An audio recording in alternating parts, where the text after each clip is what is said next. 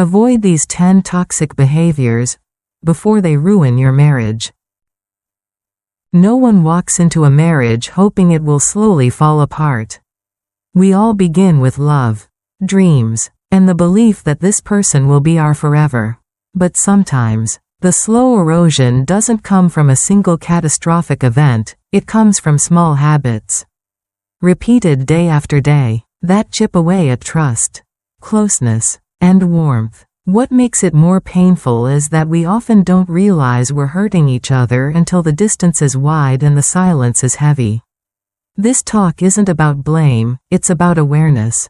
About love. About the small choices that can either build a home or burn it down.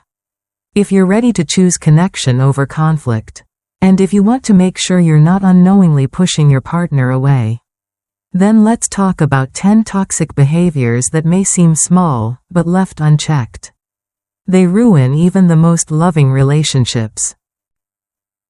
Part 1. You always, you never, the poison of blame language. It usually starts during a fight. You're angry, frustrated, and your words become sharp. You always leave the dishes. You never listen to me. It might feel like a release in the moment. But phrases like, you always, and, you never, are dangerous. Why? Because they generalize. They turn your partner's behavior into their identity. Instead of saying, I feel hurt when the dishes are left for me, you say, you never help around here. The problem isn't just the words, it's the message underneath. I've stopped seeing your efforts. I'm only seeing your flaws. This kind of language puts your partner on the defensive. They feel misunderstood, attacked, and boxed in. And when we're attacked, we don't soften, we harden.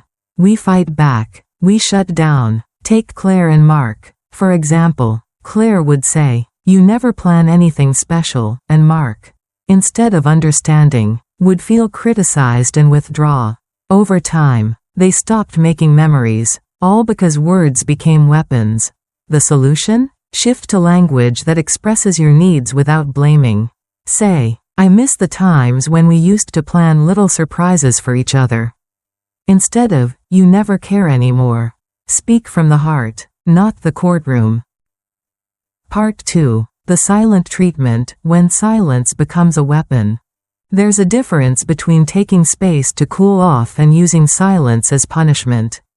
When one partner shuts down communication for hours or days to teach a lesson, it's not protecting the relationship, it's wounding it.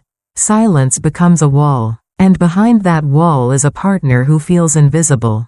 Imagine coming home after an argument and getting nothing but silence. No eye contact, no words, just cold distance. That's what happened with Lucas and Aaron. Aaron needed time to process after a disagreement. But instead of saying, I need a little space, but I still love you, she would go quiet for days. Lucas felt like a stranger in his own home. He began to tiptoe, guessing what mood he might encounter. The home became a place of anxiety, not peace. Silent treatment turns love into punishment. It creates fear instead of understanding. What's the better way? If you need space, say it clearly. I'm overwhelmed right now. But I care about you and I want to talk when I'm calmer. That one sentence builds a bridge instead of a wall. And in marriage, bridges are everything. Part 3. Keeping score, turning love into a competition. If love becomes a scoreboard, everyone loses. Marriage isn't a game where one person must win. But when we keep mental tallies, who did the dishes last? Who apologized first? Who gave more? It becomes exhausting. This is what happened to Julia and Brandon. Julia kept a list in her head. I picked up the kids 3 times this week. I made dinner 4 times. What has Brandon done? So when Brandon forgot their anniversary dinner, Julia exploded, not just from that moment, but from all the points she felt he hadn't earned. What she didn't realize was that Brandon had been silently doing things she didn't notice, fixing the leaking sink, helping their son with math homework, staying late to earn more for their vacation. Keeping score blinds you to unseen efforts and turns resentment into currency. The truth is, marriage thrives not when everything is equal all the time, but when both partners give generously without counting. Instead of, "What did they do for me today?" try asking, "What can I do to love them better today?" That shift, small as it sounds, can turn a cold war into kindness. Part 4. Public shaming, criticizing your partner in front of others. We often joke that sarcasm is a love language, but sarcasm at your partner's expense, especially in public, cuts deeper than we realize. When we roll our eyes at their story in front of friends or make them the punchline of our frustration, we're not just joking, we're planting seeds of embarrassment and insecurity. Take Dave and Anna. At dinner with friends, Anna would say things like, "Well, you know Dave, he never finishes what he starts," with a laugh. But behind Dave's smile was a sting that stayed. Those moments added up. He began to dread social events. He stopped sharing his ideas. He shrunk. Public criticism feels like betrayal. The person who should have your back becomes the one putting you down, just for a laugh or to make a point. Healthy couples save critique for private, and offer praise in public. If there's something that bothers you, don't turn it into a joke. Bring it up later, when it's just the two of you, with kindness and curiosity. Remember, every word you say about your partner in public either builds them up, or quietly breaks them down. Part 5. Neglecting the small stuff, when emotional distance creeps in. It's easy to notice when something big goes wrong in a marriage, like betrayal or a major fight, but emotional distance? That sneaks in quietly. It's when the "good morning" kisses stop. When "how was your day" turns into silence. When you share a bed but not your thoughts. This was Sarah and Miguel's story. They didn't fight much, but they didn't talk much either. Their days became parallel routines. Over time, Sarah started feeling invisible, and Miguel started feeling unimportant. What went wrong? They stopped tending to the small stuff. The check-ins, the hugs, the shared laughter over nothing. Emotional connection isn't built once and forgotten, it's nurtured in the everyday. The text that says, "I miss you," the coffee made before your spouse wakes up, the random, "thank you for being you." These small things seem insignificant when life gets busy, but they are the glue. If you feel distant, don't wait for a dramatic fix. Start small. Say, "I love you," tonight. Look them in the eyes when they talk. Let them know they matter, not just on anniversaries, but in the random Tuesday afternoons. That's how distance becomes closeness again. Part 6. Jealousy and control, mistaking possessiveness for love. There's a thin line between love and fear, and jealousy often disguises itself as love, when in reality, it's fear wrapped in insecurity. In a healthy marriage, trust is the oxygen. Without it, everything suffocates. But when one partner constantly checks the other's messages, questions their every move, or dictates who they can spend time with, love turns into surveillance. Take Adam and Fiona. Adam thought his constant questions, "Who were you texting? Why were you 5 minutes late?" meant he cared. But to Fiona, it felt like being policed. Over time, she stopped sharing parts of her life, not because she was hiding something, but because it felt safer that way. The tragedy is that controlling behavior doesn't build closeness, it builds walls. True love isn't about possession. It's about presence. It's saying, "I choose to trust you, even when it's hard," because without freedom, love can't breathe. If you feel jealousy creeping in, pause and ask, "Is this about them? Or about something I'm afraid of inside me?" Then communicate that fear honestly. Tell your partner, "I'm feeling a bit insecure lately. Can we talk?" Vulnerability invites connection. Control destroys it. Part 7. Dismissing their feelings. You're overreacting again. Nothing hurts quite like being told your feelings are wrong. When your partner opens up and hears, "You're too sensitive," or "That's not a big deal." It sends a subtle but powerful message: your emotions are inconvenient. This dynamic showed up often between Lily and James.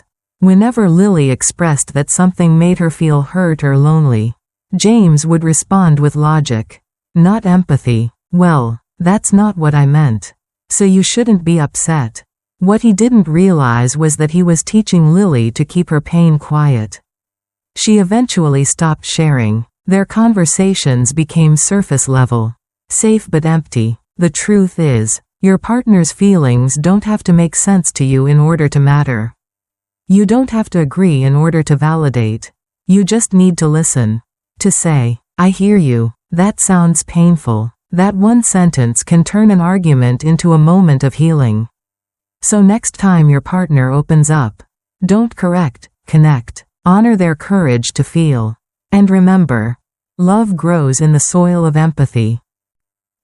Part 8. Avoiding tough conversations, the trap of pretending it's fine. Some couples don't scream or slam doors. They smile politely. They avoid the hard topics. But underneath that calm surface is a sea of unspoken tension. It's the couple who never discusses finances, even though debt is mounting.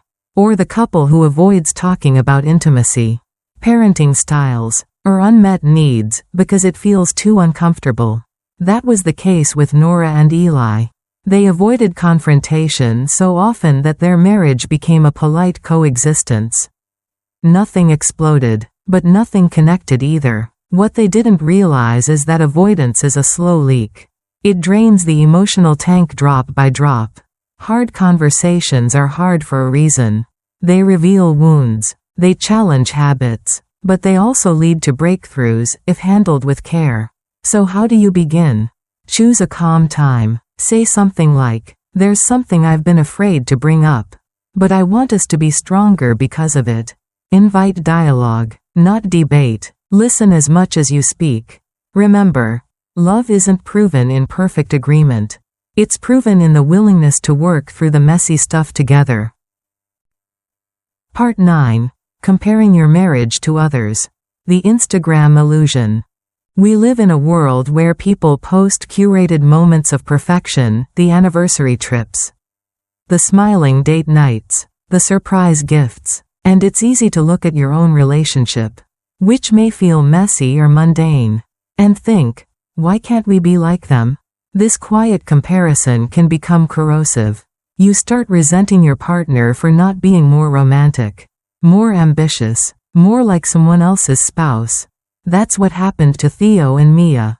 Mia would scroll through her friends' social media, seeing husbands who planned beach getaways or wrote long captions of love. And she'd look at Theo, who wasn't expressive on Instagram, and feel disappointed. What she missed was the man who brought her tea every morning, who never missed a doctor's appointment, who held her hand when she was anxious. The truth is, no one posts the tears behind closed doors, the late-night arguments, the hours spent rebuilding trust. Every marriage has its mess. The only difference is where you place your focus. Instead of measuring your relationship against someone else's highlight reel, learn to notice your own everyday grace. Love lives in the ordinary. Part 10. Prioritizing everything else, letting marriage slide to the bottom. In the early years, love feels like the center of your world. But over time, the calendar fills. Kids, careers, bills, deadlines, screen time, and suddenly, your partner becomes the last person on your priority list. That's what happened to Emily and Sam. They were great parents, responsible workers, but their marriage became a hallway between responsibilities. Conversations were about logistics, not love. Date nights disappeared, spontaneity faded, and one night, they realized they hadn't hugged in weeks. A marriage doesn't end in one big moment, it slowly fades when we stop choosing each other. The good news? It only takes one small intentional act to reignite connection.